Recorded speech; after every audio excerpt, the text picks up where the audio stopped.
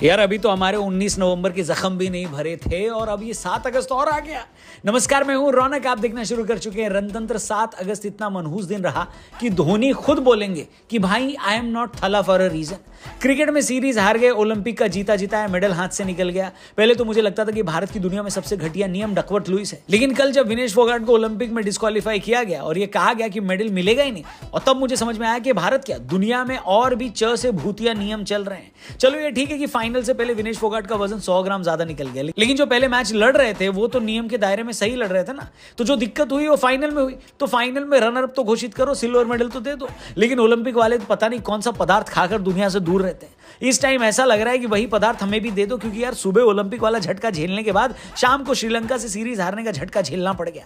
श्रीलंका वालों ने सिराज के हाथों हुई सारी बेइज्जती का बदला ले लिया। 1997 के बाद पहली बार भारत से वनडे सीरीज जीत ली। 1997 का मतलब मैं आपको बता दूं 27 साल पहले। इतने टाइम में भारत ने 3 प्रधानमंत्री देख लिए। इतने सालों में जो कबूतर से चिट्ठी भेजते थे उनके पास भी 5G आ गया, बुर्ज खलीफा पूरा बन के तैयार हो गया, और इतने सालों बाद हम श्रीलंका से हारे, वो भी रोहित कोहली के होते और गंभीर के कोच बनने के बाद। बेकार है भैया, मैं तो टूट गया।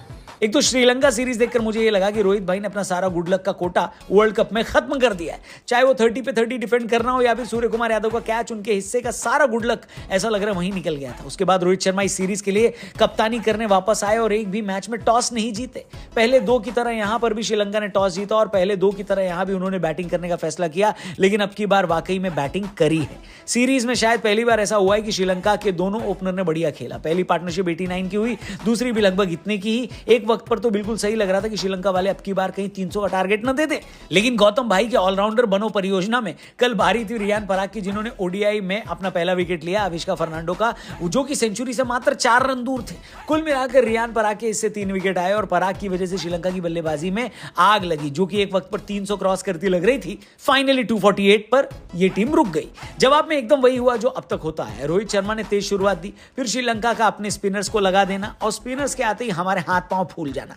क्या रोहित, क्या कोहली, क्या पंत, क्या अय्यर। स्पिनर्स आने के बाद सब इतनी तेजी से पवेलियन गए जितनी तेजी से फ्लाइट लैंड होने के बाद इंडिया में लोग खड़े होकर अपना बैग निकालने लगते हैं और एयर होस्टेस बोलती कि अभी बैठो अभी बैठो, पर कोई सुनता ही नहीं है। इस तरीके से इंडिया में भी किसी ने फैंस की चीख पुकार नहीं सुनी। अब की बार तो हम 138 पर ही पैकअप हो गए।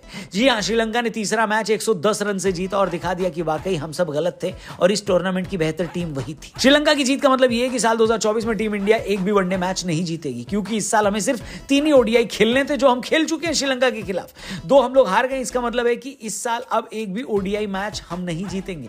2024 तीसरा ऐसा साल है जहां पर हम एक भी वनडे इंटरनेशनल मैच नहीं जीत रहे हैं। इसके अलावा 2 कौन से हैं, अगर आप बता सकते हो तो जरूर बताना। अगर सही सही बता दिया गुरु तो मान जाएंगे क्रिकेट के असली ज्ञाता आप ही हो, वरना ज्ञान पेलने को तो बहुत है भैया। ज्ञान पेलने से याद है, आपको क्या लगता है कि इंडिया की हार की वजह इस सीरीज में क्या रही? मेरे हिसाब से तो स्पिन को न खेल पाना। अगर ऐसा है तो आने वाले टाइम में चैंपियंस ट्रॉफी भी पाकिस्तान या एशिया में कहीं तो होगी, और सब जगह स्पिन फ्रेंडली विकेट रहते ही रहते हैं। फिर तो गंभीर परिणाम आने वाला है। क्यों गौतम भाई, क्या किया जाए? आप भी कमेंट करके बताना क्या करना चाहिए, और चैनल भी सब्सक्राइब करके